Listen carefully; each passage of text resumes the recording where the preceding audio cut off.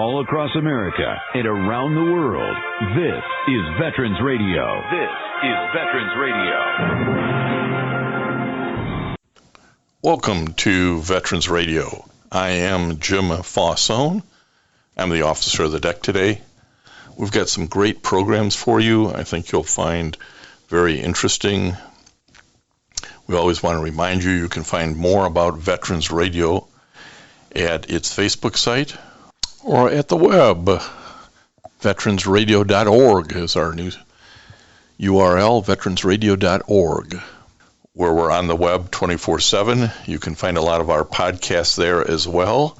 We post new ones every Tuesday, so you can get a new story, a new interview, something you didn't know before by going to veteransradio.org. And before we get started, we want to thank our sponsors.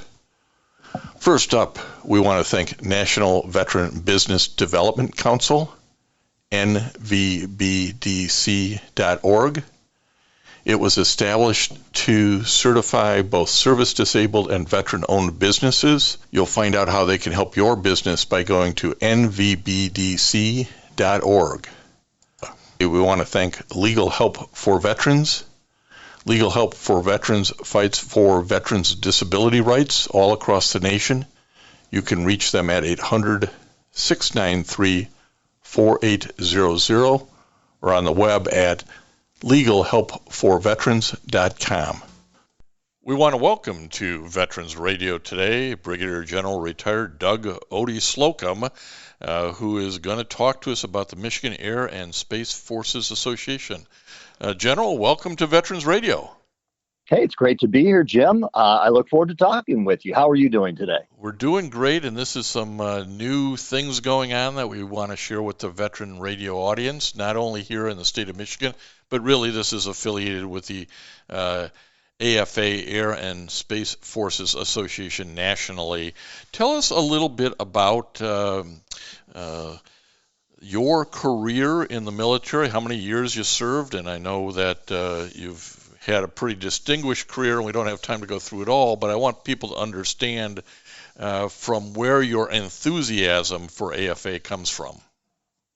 Well, sure, and thanks for the opportunity. And no, we're not going to spend a lot of time on this topic, but I was blessed to spend 35 years in uniform. One of the greatest things was being able to serve some of the most amazing men and women you'd ever want to meet. And if there's one part of my career that I would have to say is the highlight, it's a lot of opportunities to run what I would call caring for people types of programs. Although I spent my career as a fighter pilot, I also got to be involved with many things associated with safety, suicide prevention, resiliency, those types of things. And then, of course, being the commander out at Michigan's hometown air base at Selfridge, where we were able to implement some real world, down to earth, community-based types of caring for our people programs. And I tell you, that's just the highlight. Well, you certainly had a great run, and I saw somewhere, but I can't find it now, what airframes you flew. Why don't you remind us of that?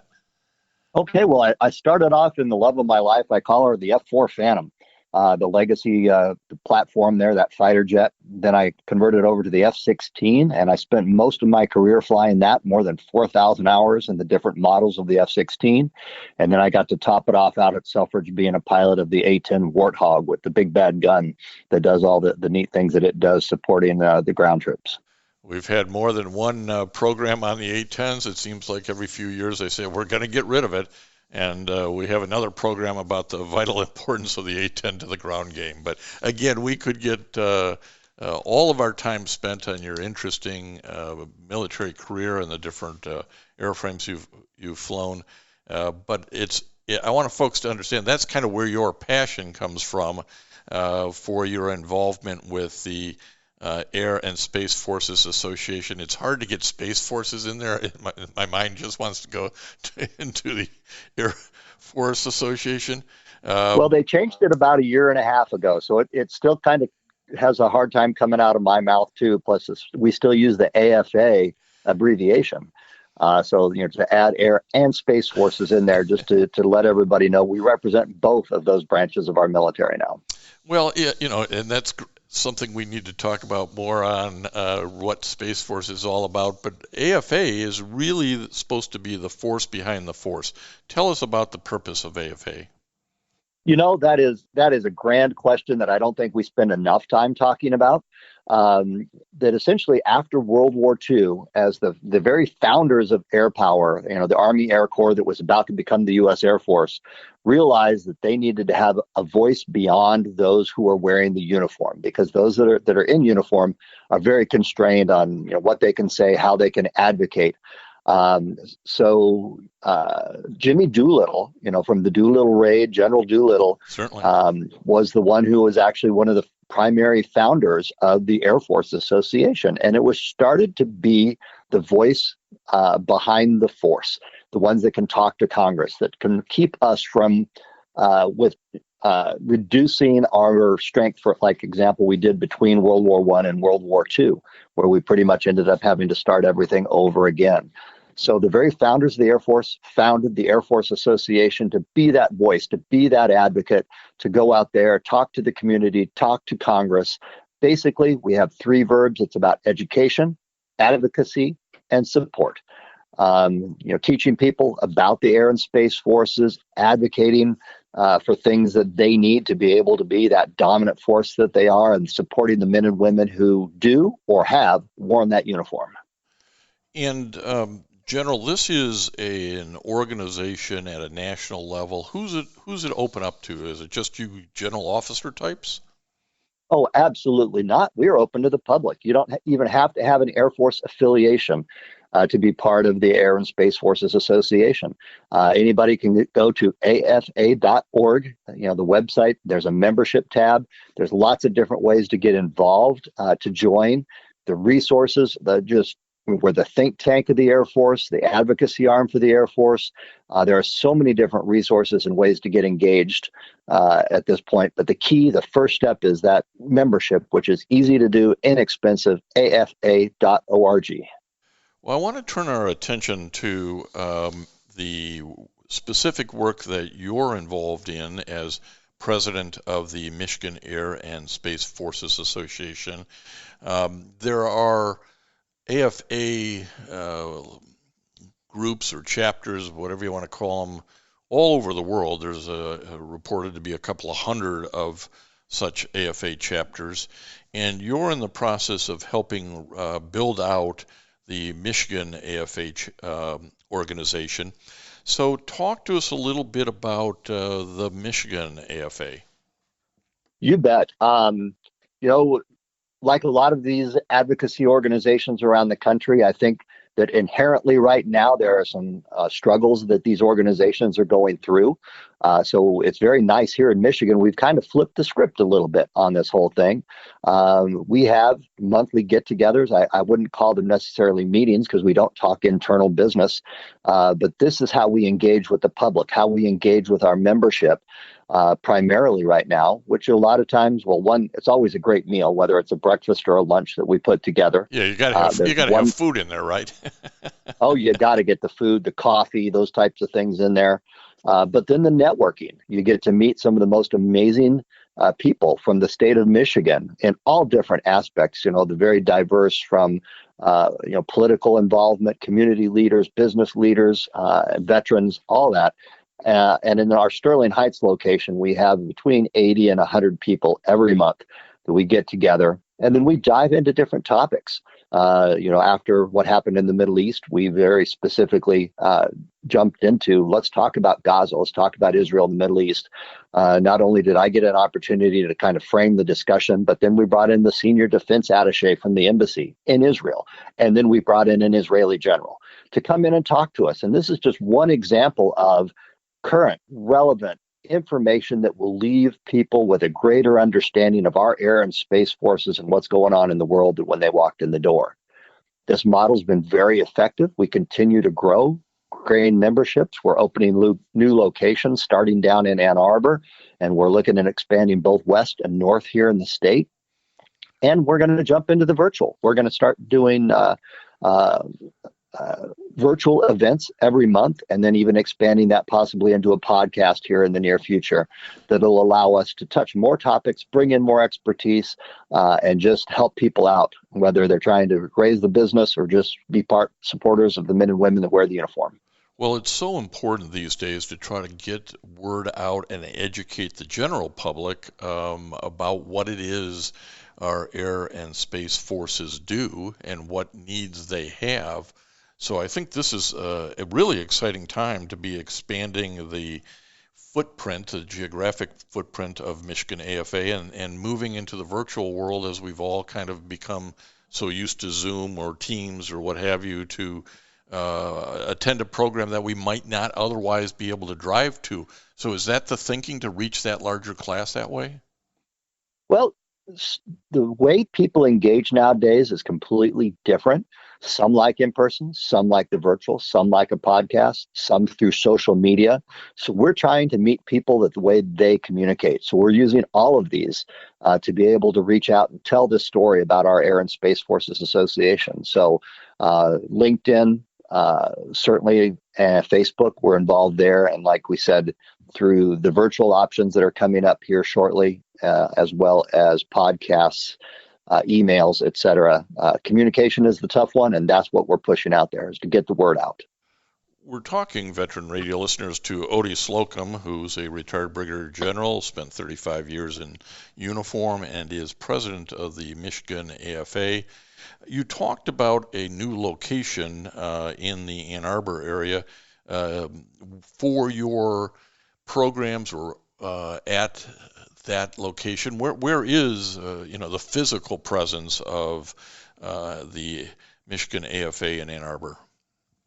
Oh, that's a great question. We've actually got a wonderful partnership with the VFW. So the VFW post there in Ann Arbor, the wonderful facilities, we're teaming with them. They open up their doors and let us use that. And then our first meeting we had there, we talked about Space Force operations and had a brigadier general come in who does just that, went to a space weapons school.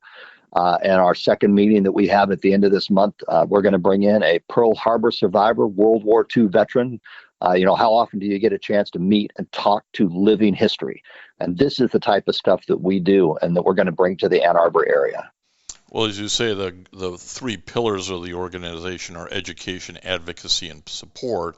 And certainly when you have a chance to hear from somebody from Space Command or a Pearl Harbor survivor, those are the educational pieces.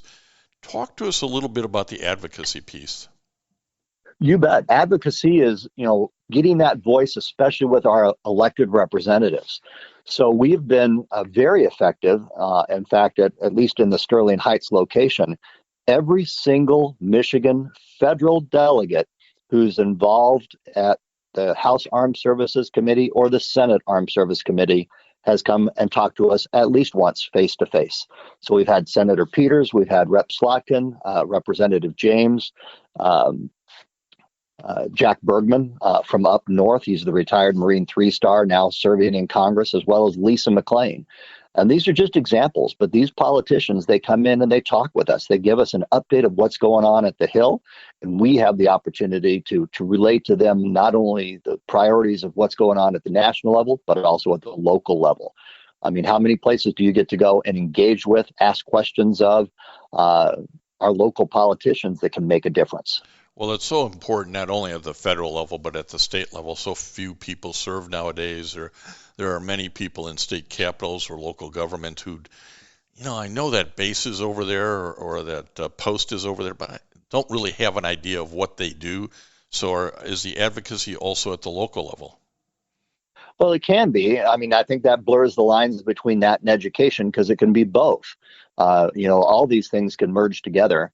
Our group that we're having, in fact, on this Friday coming up on the 19th up in the Sterling Heights location is the 110th Wing out of Battle Creek. There's going to come and talk. Their leadership's going to come tell us about their mission sets, about cyber defense, about command and control, about operating the RPAs, or as most people like to call them, the drone operations around the world. That's what they do. So everybody who attends is going to learn more about the 110th Wing in Battle Creek, which will give them a familiarity. It'll open relationships.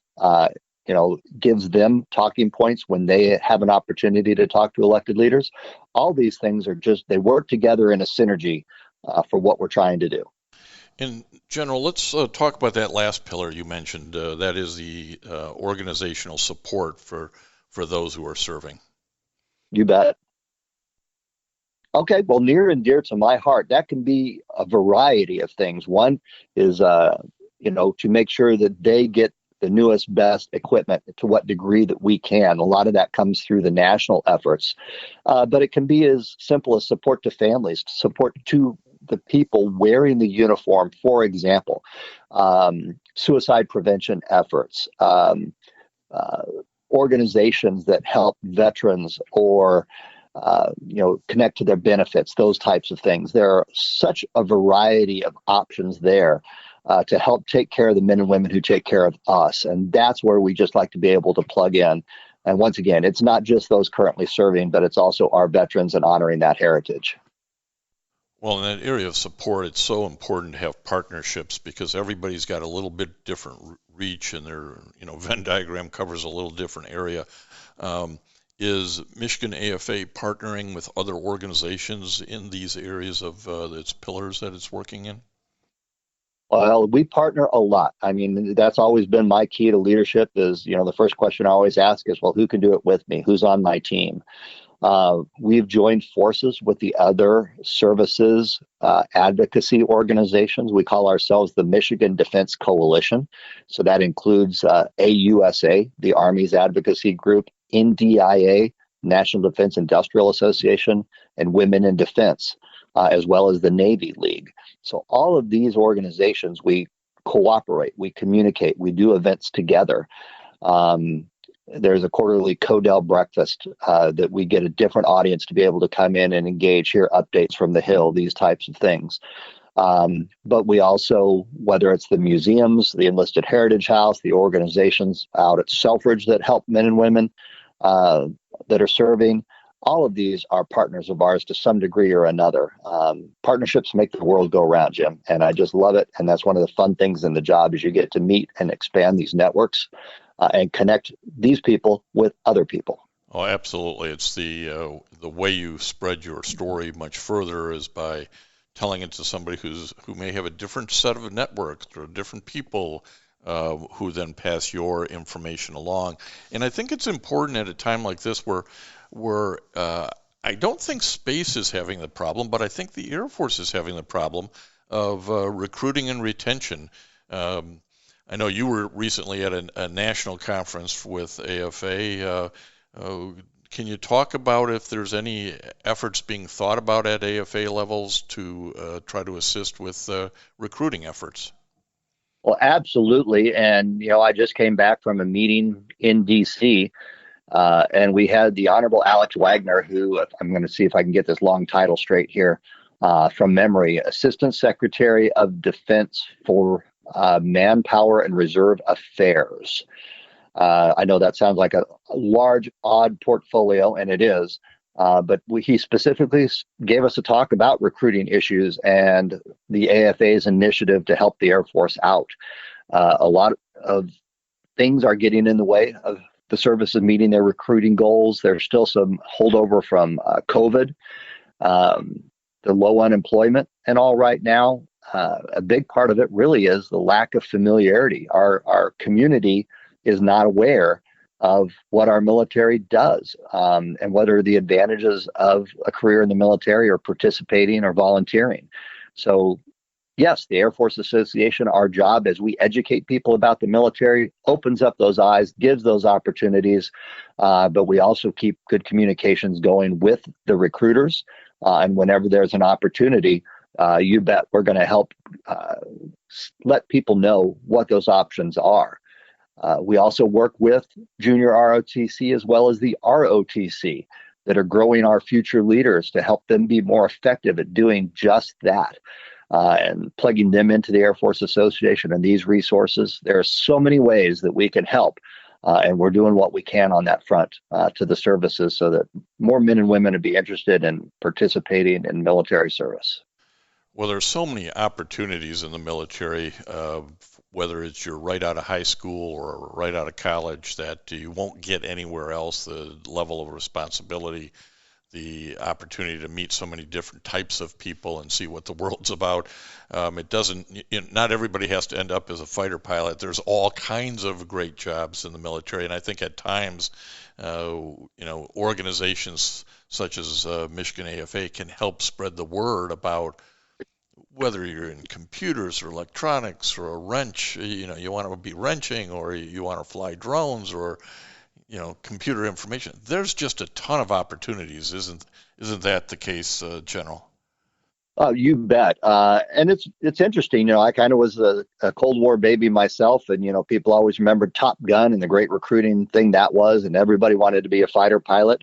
But you hit the nail on the head that that's not the case necessarily anymore.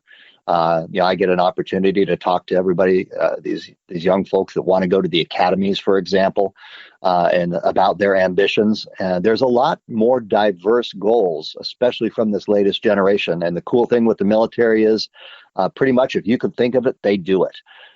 Certainly on the things that you were mentioning there, those different types of career fields, but helping out one young cadet down at the U of M, who she wants to be a dentist. That's her goal, and is to work through the Air Force to help get through dental school to be a Air Force dentist.